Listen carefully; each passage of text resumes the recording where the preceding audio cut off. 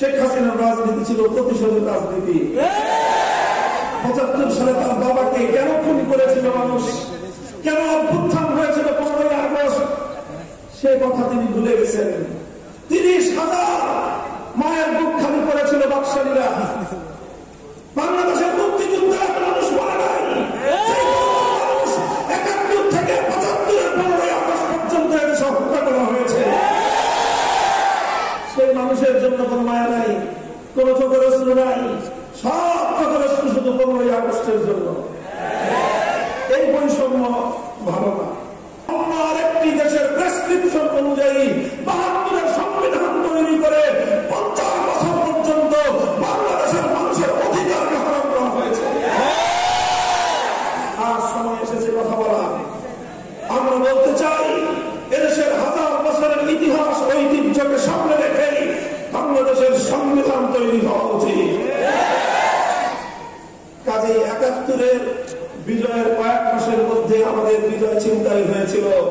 ২০২৪ সালের আগস্ট বিপ্লবের পর, যেটাকে এদেশের তরুণ প্রজন্ম দ্বিতীয় স্বাধীনতার যুদ্ধ বলে আখ্যায়িত করছে, এই দ্বিতীয় স্বাধীনতার পর আজও আবার সেই পরাজিত শক্তি পেছন দরজা দিয়ে আমাদের পিঠে ছুরিকাঘাত করবার চেষ্টা করছে।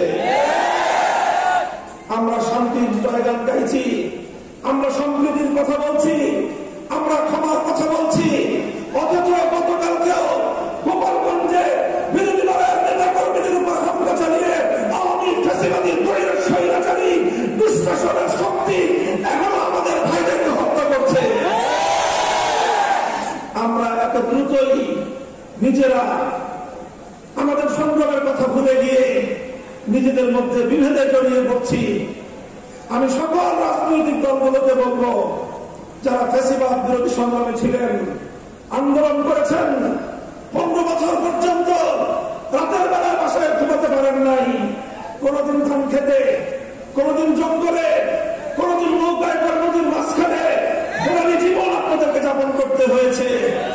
যতটুকু সময় শহরে থেকেছেন, কোর্টের বারান্দায় বারান্দায় আর হাসপাতালের বিছানায় শুতে শুতেই আপনাদের সময় অতিক্রান্ত হয়েছে ১৫ বছর। এমন এক স্বৈরাচারী, পৃথিবীর ইতিহাসের নিকৃষ্টতম স্বৈরাচারী জাতাকল থেকে আল্লাহ মুক্ত করেছেন। আমাদের সংগ্রাম আরো বাকি আছে।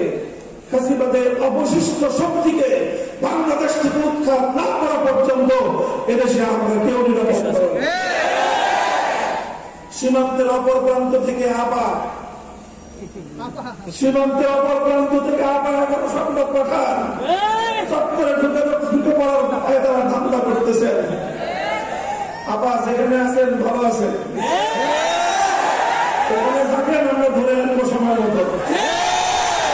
এর আগে ঢুকবার চেষ্টা করবেন না। এদেশের মানুষের কবলে পড়লে কত ধানে কত চাল হবে হিসাবটা বুঝে পাবেন।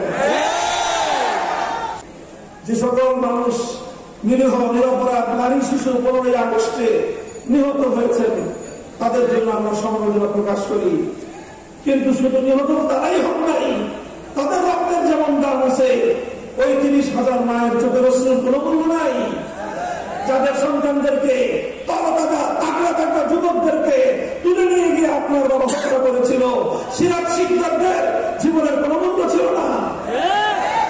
যাই হোক, পুরাতন হিসাব, ওই হিসাবে আমি যেতে চাই না। ১৫ই আগস্ট এই অভ্যুত্থানের পর শেখ হাসিনা আন্তর্জাতিক গণমাধ্যমে বলেছিলেন যে জাতি তার বাবাকে খুন করেছে, হত্যা করেছে, তিনি সেই জাতির কাছ থেকে প্রতিশোধ গ্রহণ করবেন। এই ঘোষণার পর ১৯৭৫-এর ১৫ই আগস্ট থেকে ২০২৪-এর ৫ই আগস্ট, এই ৫০ বছর শেখ হাসিনা বাংলাদেশে রাজনীতি করেছেন। শেখ হাসিনার এই রাজনীতিটা ছিল প্রতিশোধ গ্রহণের রাজনীতি। তিনি প্রতিশোধ নিয়েছেন বাংলাদেশের জনগণের কাছ থেকে, তিনি প্রতিশোধ নিয়েছেন বাংলাদেশ নামক রাষ্ট্রটার কাছ থেকে। এই দেশটাকে তিনি স্বাধীন রাখতে চান নাই। দেখেন না, কথায় কথায় বলতো বিদ্যুৎ দিয়েছি, বেশি কথা বললে বিদ্যুতের সব সুইচ বন্ধ করে ঘরে বসে থাকবো। বলতে মোবাইল ফোন দিয়েছে কে? উনি মোবাইল ফোন দিয়েছিলেন, উনি বাংলাদেশে ইন্টারনেট দিয়েছিলেন। সারা পৃথিবীর মানুষ যখন মোবাইল ব্যবহার করে অগ্রসর হয়ে গেছে, বাংলাদেশের জনগণকে উনি মোবাইল দেন।